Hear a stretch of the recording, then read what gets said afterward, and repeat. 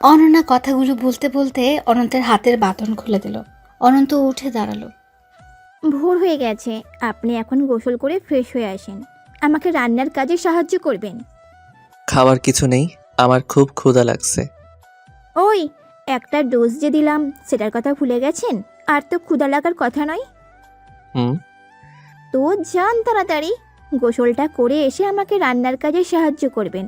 তারপর সকালের খাওয়া শেষ করে সোজা আপনার শ্বশুরের বাসায়। হুম।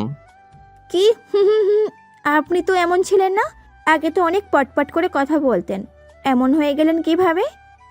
আচ্ছা, তোয়ালেটা নিয়ে আসেন। হুম হুম, আনছি।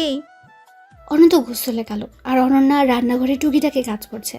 কিছুক্ষণ পর অনন্ত গোসল শেষ করে বের হলো। ততক্ষণে অনন্যা রান্না শুরু করে দিয়েছে। অনন্ত রান্নাঘরে গিয়ে অনন্যার পেছনে এসে দাঁড়ালো। অনন্যার তো রান্নায় অনেক মনোযোগ। অনন্ত যে এসেছে সেটা সে বুঝতেই পারেনি। হঠাৎ অনন্যা খেয়াল করে দেখে অনন্ত এসে দাঁড়িয়ে আছে। এই কখন আসছেন?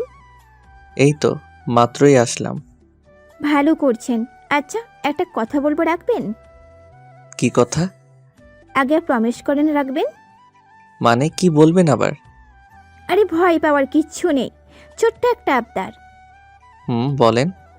আমি রান্না করব আর আপনি মুভি স্টাইলে আমার কোমর ধরে দাঁড়িয়ে থেকে আমার রান্না দেখবেন। হুম, না। প্রমিস করছেন কিন্তু? এটা কোনো কথা হলো? হ্যাঁ, এটাই কথা। অনন্যা রান্না করছে, অনন্ত পেছনে দাঁড়িয়ে আছে, কিন্তু কোমরে হাত রাখার সাহস পাচ্ছে না। কি হলো, ধরেন। অনন্ত আস্তে আস্তে করে হাত রাখলো আর অনন্যা বলল, রান্না শেষ না হওয়া পর্যন্ত এইভাবে ধরে রাখবা, রান্না শেষ হলে তোমার ছুটি। হুম। তুমি না কেমন যেন হয়ে গেছো, আগের মতো আর কথাই বলো না। বলছি তো। তো হুম, হ্যাঁ, ও, এইভাবে কথা কেন বলছো হুম। আবার? কিছুক্ষণ পর অনন্তের হাত কাঁপছে, সেটা অনন্যা দেখতে পেল। এই তোমার হাত কাঁপছে কেন? কই না তো, এমনি। না, বলো খারাপ লাগছে কি?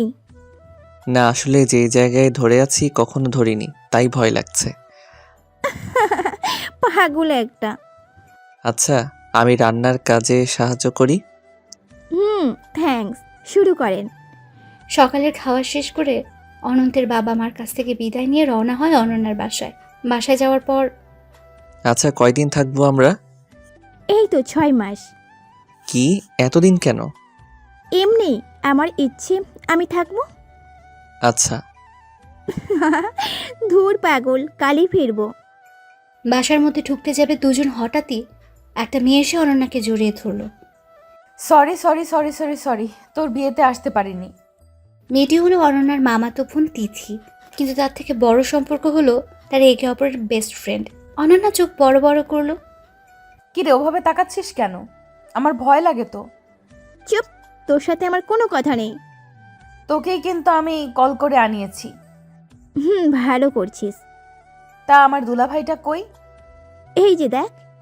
এটা বলে অনন্যা ভেতরে চলে গেল, আর তিথি অনন্তের দিকে তাকাতেই তিথির চোখ ছল ছল করে উঠল। আপনি এখানে? আমি ওর মামাতো বোন তিথি। ও। তুমি ওর বর? হুম। এর জন্য অফিসে কিছুদিন আগে অফিস ছুটি নিয়েছিলে? জি ম্যাডাম।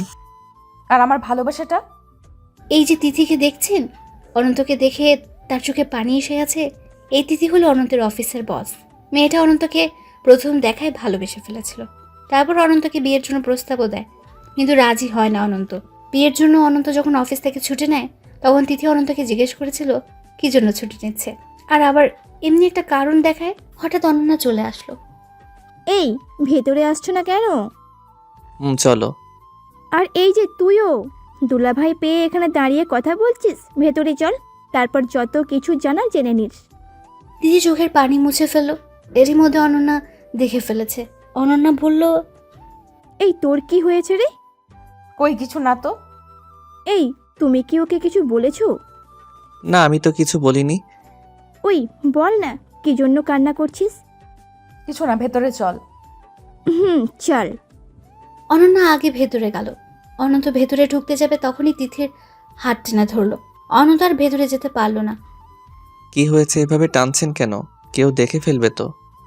তিথি কান্না করে বলল, ভালোবাসি। আরে হাত ছাড়েন, আর কি বলেন এগুলা? আমি তো তোমাকে আগেই বলছি, তুমি আমাকে কেন বললে না তোমার বিয়ে? মম মানে? ভালো তো বাসো না, কেনই বা বলবে? ম্যাডাম এখানে এইসব কথা বললেন না। আর আমাদের মধ্যে তো তেমন কোনো সম্পর্ক নেই, আর আমি আপনাকে ভালোবাসি না। হ্যাঁ সেটাই তো, ভালোবাসো না। আচ্ছা ভেতরে চলেন। তুমি যাও। হুম। অনন্ত ভেতরে এসে তার শ্বশুর আর শাশুড়ির সাথে কথা বলল। তারপর অনন্যার রুমে গিয়ে চুপচাপ শুয়ে পড়ল। অনন্ত ভাবছে, এমনিতে আমি অনন্যার সাথে অভিমান করে তেমন কথা বলছি না। ও আমার অভিমান ভাঙানোর চেষ্টা করছে। এখন যদি ম্যাডামের এই কথা জানতে পারে তো সব শেষ। কথাগুলো ভাবছিল, হঠাৎ রুমে অনন্যা এলো, তাও আবার তিথিকে সাথে নিয়ে। কি স্যার, শুয়ে শুয়ে কি ভাবছেন? কই কিছু না তো। অনন্ত শোয়া থেকে উঠে বসলো। কিছু তো ভাবছিলেন। আচ্ছা শোনো না, তিথি কিন্তু আমার বেস্ট ফ্রেন্ড। হুম। কি সুন্দর দেখতে তোমার বেস্টুকে। দেখতে হবে তো, বেশ টাকার। এই কুত্তা, তুই এখন কিছু বলছিস না কেন? অনন্যা তিথিকে বলল কথাটা। ও হ্যাঁ শুনছি তো। গাধি, আমি তোকে কিছু বলতে বলেছি। হুম। আগে তো বলতিস আমার বরের সাথে অনেক মজা করবি, হ্যান ত্যান। কই, এখন তো কিছুই করছিস না। হুম। তিথি ভালোভাবে কথাও বলতে পারছে না। এমনিতে অনন্ত সামনে থাকলে তিথির হাত পা কাঁপে, আর এখন তো সে উন্নির, এটা ভাবতেই পারছে না তিথি। হঠাৎ অনন্যার মা অনন্যাকে ডাকলো। এই মা ডাকছি। তিথি, তুই কথা বল, আমি আসছি। এটা বলে অনন্যা চলে গেল। অনন্ত আর তিথি দুজনে চুপচাপ বসে আছে। কেউ কিছু বলার সাহস পাচ্ছে না, কি বলবে কিছুই খুঁজে পাচ্ছে না। শেষমেশ অনন্তই বলল, ম্যাডাম, বলো। আপনি কি একাই আসছেন? আচ্ছা শোনো, ওর সামনে আমাকে নাম ধরে ডাকবে, ম্যাডাম বলে ডাকবে না। কেন? এমনি ভালো শোনায় না তাই। আচ্ছা ঠিক আছে। আবারও দুজন চুপচাপ। তিথির চোখ দিয়ে আবার টপ টপ করে পানি পড়ছে। অনন্ত দেখে ভাবলো, মেয়েটা যে কি পাগলামি শুরু করেছে। ধুর, একে বোঝাতে হবে। আচ্ছা ম্যাডাম, একটা কথা বলি। বলো। আপনি আমার জন্য কান্না করেন কেন? আপনি দেখতে অনেক সুন্দর। আপনার সেই রকম একটা ছেলের সাথে বিয়ে হবে। আমার সেরকম লাগবে না, তোমাকে লাগবে। আমি কেন? কারণ আমি তোমাকে সেই প্রথম দিন থেকেই ভালোবাসি, আর এ কথা তুমি জানো। হ্যাঁ আপনার কথা মানলাম। এখন তো আমার বিয়ে হয়েছে, এখনো কি? হ্যাঁ, এখনো ভালোবাসি আর ভালোবাসবো। হায় আল্লাহ, আপনি কি পাগল হয়েছেন? হ্যাঁ, তোমার জন্য। কি এমন আছে আমার ভিতরে? জানি না, তবে আমার তোমাকেই লাগবে। আমি তো আপনাকে ভালোবাসি না, আর আমার আপনাকে লাগবেও না। আমি তো ভালোবাসতে বলিনি, আমি ভালোবেসে যাব। কি আর করা, পুরা কপাল আমার। এটা বলে তিথি দৌড়ে চলে গেল। নিশ্চয়ই এখন মেয়েটা কান্না করবে। দূর, এইরকম কেউ কারোর জন্য পাগল হয়? রাতে খাওয়ার সময় সবাই এক টেবিলে খেতে বসেছে। অনন্যা অনন্ত সামনে সামনে বসেছে। চোখ মুছতে মুছতে তিথি এলো। এসে অনন্যার পাশে বসতে যাবে, তখন অনন্যা বলল, এখানে না, তুই তোর দুলাভাইয়ের কাছে বস। না, আমি এখানেই ঠিক আছি। এই জানো কি হয়েছে? অনন্যা অনন্তকে বলল কথাটা। কি হয়েছে? আচ্ছা আগে বাবা মা যাক, তারপর বলছি। কিছুক্ষণ পর অনন্যার বাবা মা খাওয়া শেষ করে উঠে গেল। এই শোনো, যেটা বলতে চাইছিলাম, তিথি একজনকে ভালোবাসে। মানে? অনন্ত তো ভয়ে শেষ। অনন্ত ভাবছে দিদি সব বলে দিয়েছে। মানে আমার বেষ্টুটা শুধু কান্না করে। আজ ওর কাছে অনেক কষ্টে জানতে পেরেছি ও একজনকে খুব ভালোবাসে। ও, তা কাকে? আরে নামটাই তো বললোই না, এই কুত্তাটার নামটাও তো বললো না। দেখেছো ওর ঘাড় তেরামি। আচ্ছা, এটা আপনি খান। তিথি একটা মাছ অনন্তের প্লেটে দিল। আমার তো একটা আছেই। এটা খেলে কি সমস্যা হবে আপনার? এই, ও দিয়েছে, খাও তুমি। আচ্ছা। হঠাৎ অনন্তের পায়ের উপর আরেকটা পা অনুভব করলো। অনন্ত বুঝতে পারলো এটা তিথির পা, কারণ অনন্যা অনন্তের সামনে সামনে বসেছে। কিন্তু টেবিল বড় হয় অনন্তের পায়ের নাগাল অনন্যা পাবে না।